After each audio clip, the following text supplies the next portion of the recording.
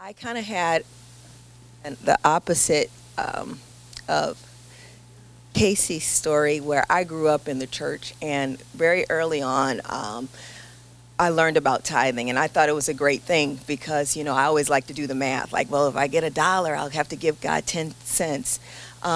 And looking back, it's so important to look back over your testimonies, look back over how God has really helped you. Because looking back, growing up, I never had a need. I never had a want. My parents were very adamant about giving God his due. And he taught that he taught that to them, and they instilled it in me, and that was so important. But then it was kind of like I was riding on their coattails, because it was like, well, that's their God, he's really helping them out. And so when I went away to college, I would send my tithes, but I would keep my checks just in case, because I would have to pay my other bills. I wanted to make sure that everything was, I would write them out, but everything would clear. You know what I mean? I didn't want any bouncy checks, right? So I send it out, and then my senior year of college, I had a issue where I was kind of at a crossroads, and I was talking on the phone with my parents, and I said, I was explaining the situation, and my dad, and I mean, he said a lot of things. He's a talker, kind of like me, but he said something that stuck with me forever. He says, the devourer is rebuked for your sake because you're a tither.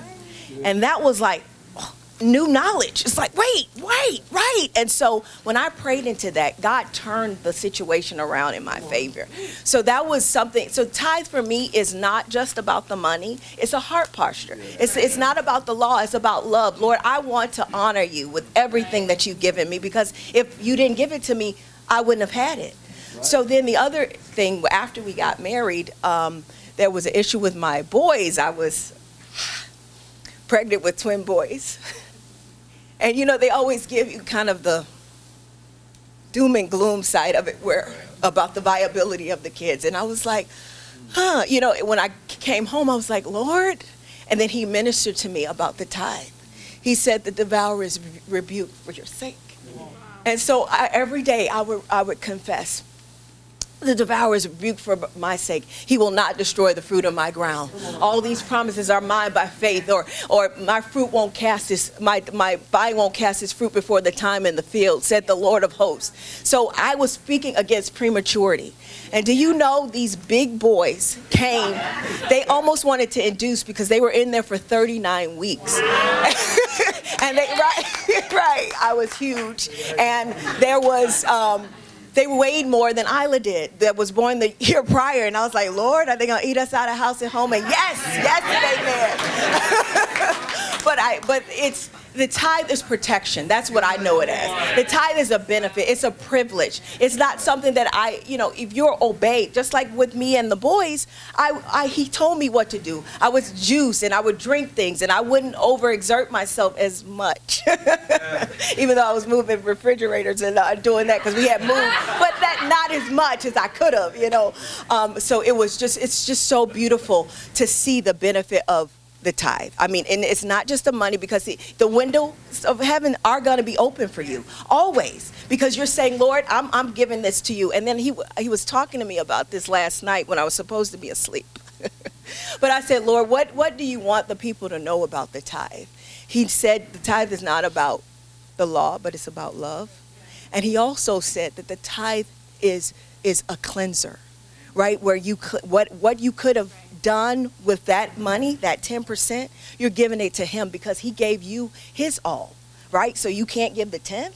That's the main thing, of just keeping the door open, keeping the relationship going. And tithe also produces revelation. When you have a revelation, if you're tithing, it's like, well, why am I doing this? I'm not just dropping things in a bucket, but it's because of my love for him. It's because of what he already did that I want to give him the best. And will he not protect you? I have thousands of stories of protection and provision, but I'm passing. Come on. So that was actually a really great and strong testimony about a heritage of faith, right? Growing up in a household of faith. But I didn't have that. So I got saved when I was in college, senior year of college, a few months ago till graduation. That's when I came to know the Lord. So I didn't know anything about tithing. I didn't know anything about protection, and we grew up broke, right? So I had a mountain of student loans and everything. So graduation comes, and I'm still new in the faith. Nobody's ever taught me about tithing. I didn't know. I'm like, am I supposed to tithe? Should I tithe? Is it optional? Is it a membership fee, like a HOA? Is this what gets me in the door? So, I had all these questions. I didn't have a job after I graduated. So I got a bunch of odd jobs, temp agencies and whatnot. But at the same time, because I didn't get a call one day, I would just say, okay, you know what? I'm going to just study the Word, understand what God is saying to me about my situation. And I really started studying about the tithe and started getting a revelation of the tithe. It's a reflection of my relationship with God, right? And not only that, but it's a demonstration of my love and my trust in Him. So those two things, I'm like, okay, God, we're going to do this. So I'm not making much. I'm living at home with my parents. My parents aren't saved. It's tension. But I said, you know what? I'm going to submit my tithe to you. And I'm going to trust you. I need to move out. I need to start standing on my own. I need a job, like a real job. These student loans are going to pay themselves, right? So maybe they will. I'm going to trust you. Let's see. So all of a sudden, when I made that commitment, and again, it's a heart thing, right? I think that's the theme that we're seeing, right? It's a heart thing. So I made that commitment to God, and nobody knows about this, right? I never even had shared this with Naisha. When I made that commitment, the job started becoming more steady. I started getting more long-term assignments. I'm still a temp, but I'm still getting the long-term assignment. We need you for 3, 4, 6 months at a time. I'm like, okay, this is good, right? At least I can go to work every day. And then, so I was working in the basement of a place, right? So that's where the office was. Okay, fine. So it was in the basement, and it wasn't CD, nothing like that. But then, that commitment, God honors the commitment, right? I started getting favor, right, at work. And the supervisor was like, you know what?